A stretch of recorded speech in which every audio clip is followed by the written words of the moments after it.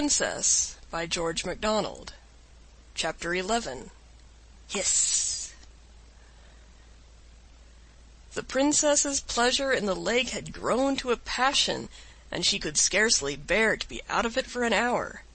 Imagine, then, her consternation when, diving with the prince one night, a sudden suspicion seized her that the lake was not so deep as it used to be.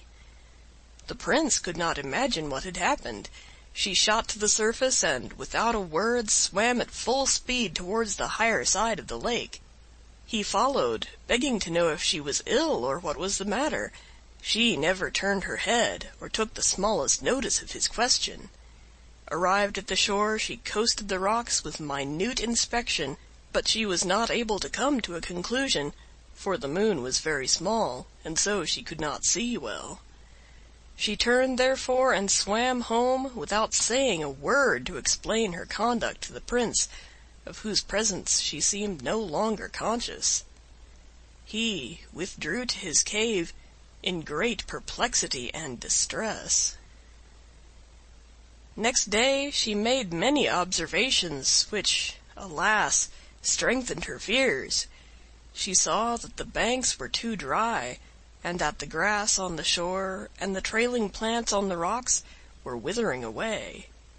She caused marks to be made along the borders, and examined them day after day in all directions of the wind, till at last the horrible idea became a certain fact, that the surface of the lake was slowly sinking.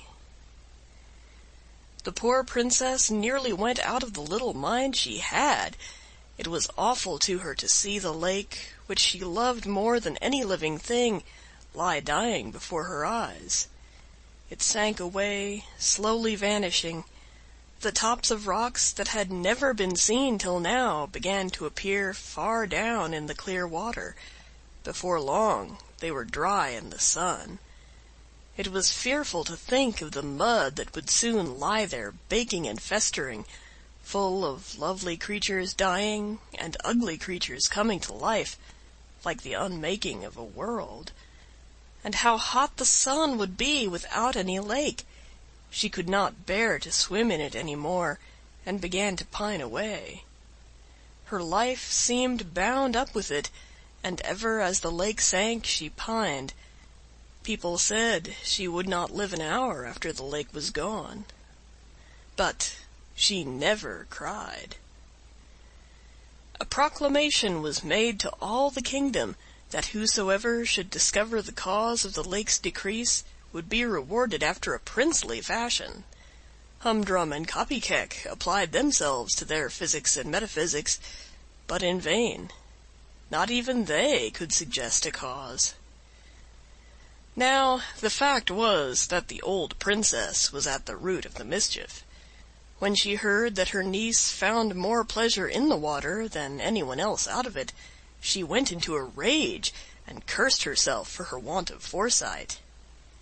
"But," said she, "I will soon set all right. The king and the people shall die of thirst.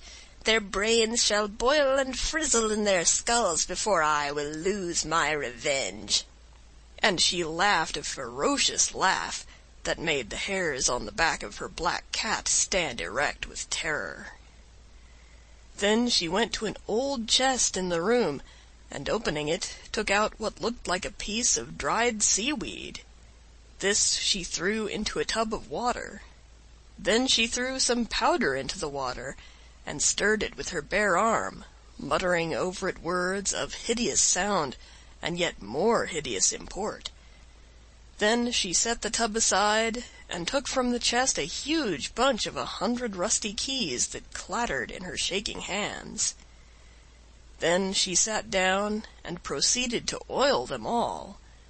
Before she had finished, out from the tub, the water of which had kept on a slow motion ever since she had ceased stirring it, came the head and half the body of a huge gray snake.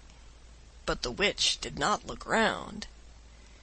It grew out of the tub, waving itself backwards and forwards with a slow horizontal motion, till it reached the Princess, when it laid its head upon her shoulder and gave a low hiss in her ear.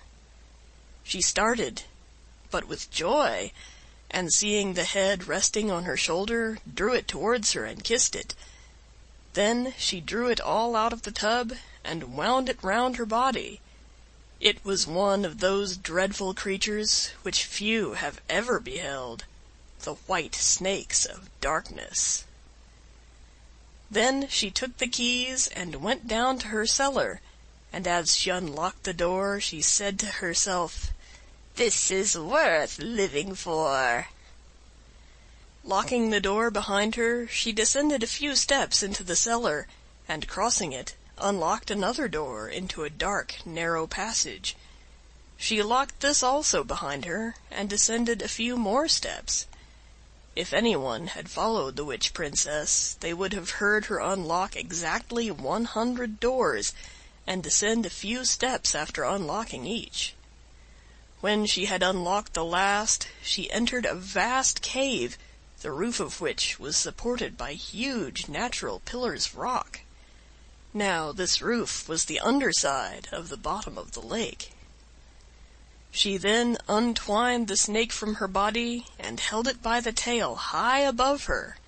The hideous creature stretched up its head towards the roof of the cavern, which it was just able to reach. It then began to move its head backwards and forwards with a slow oscillating motion, as if looking for something.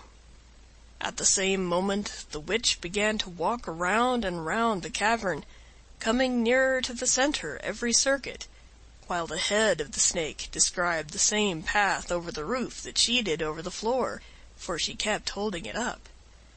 And still it kept slowly oscillating. Round and round the cavern they went, ever lessening the circuit, till at last the snake made a sudden dart and clung to the roof with its mouth. "That's right, my beauty," cried the Princess. "Drain it dry." She let it go, left it hanging, and sat down on a great stone with her black cat, which had followed her all round the cave, by her side. Then she began to knit and mutter awful words. The snake hung like a huge leech sucking at the stone.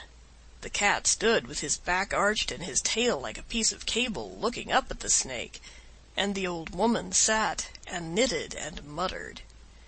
7 days and 7 nights they remained thus, when suddenly the serpent dropped from the roof as if exhausted, and shriveled up till it was again like a piece of dried seaweed. The witch started to her feet, picked it up, put it in her pocket, and looked up at the roof. 1 drop of water was trembling on the spot where the snake had been sucking. As soon as she saw that, she turned and fled, followed by her cat. Shutting the door in a terrible hurry, she locked it, and having muttered some frightful words, sped to the next, which also she locked and muttered over, and so with all the 100 doors, till she arrived in her own cellar. Then she sat down on the floor ready to faint, but listening with malicious delight to the rushing of the water, which she could hear distinctly through all the 100 doors. But this was not enough. Now that she had tasted revenge, she lost her patience. Without further measures, the lake would be too long in disappearing. So the next night, with the last shred of the dying old moon rising, she took some of the water in which she had revived the snake, put it in a bottle, and set out, accompanied by her cat. Before morning she had made the entire circuit of the lake, muttering fearful words as she crossed every stream, and casting into it some of the water out of her bottle. When she had finished the circuit, she muttered yet again, and flung a handful of water towards the moon. Thereupon every spring in the country ceased to throb and bubble, dying away like the pulse of a dying man. The next day there was no sound of falling water to be heard along the borders of the lake. The very courses were dry, and the mountains showed no silvery streaks down their dark sides. And not alone had the fountains of Mother Earth ceased to flow, for all the babies throughout the country were crying dreadfully, only without tears. End of chapter 11. Recorded May 17th, 2006.